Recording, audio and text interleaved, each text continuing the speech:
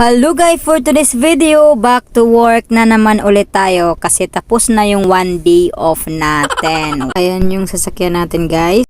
Ngayon check natin guys, lagyan na to ng tubig kasi baka masiraan na naman tayo. O diba, mekaniko din ako.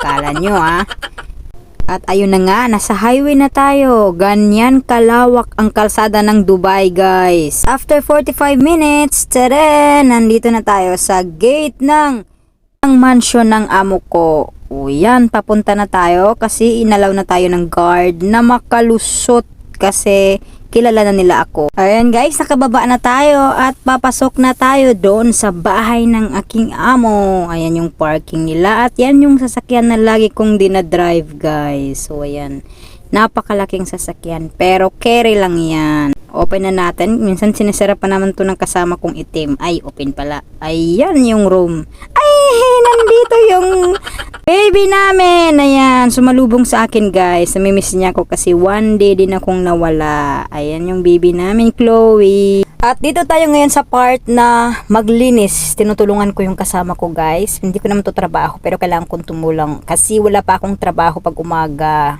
Tulog pa lahat yung amo kaya tinutulungan ko. Kailangan natin magbilad ng mga unan kasi amoy panghi yan guys. Iniihian yan lagi ng mga pusa. At ayan, walis tayo. Kailangan natin maging masipag kasi malapit na yung sahod.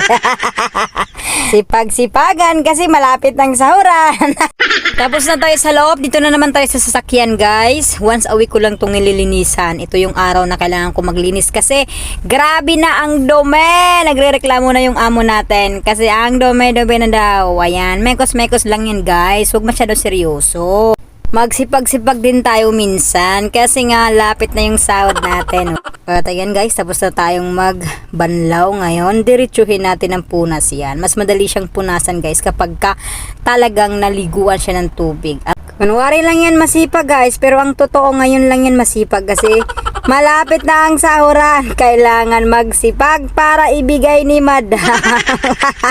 At ayan na guys, grabing kintab. Mas makinis pa sa mukha ko. Oh, diba? Yan yung gusto ng amo ko. Yung mas makintab pas kaysa sa mukha ko. At dahil tapos na tayo, pahinga na tayo guys. Bye for now. Thank you for watching.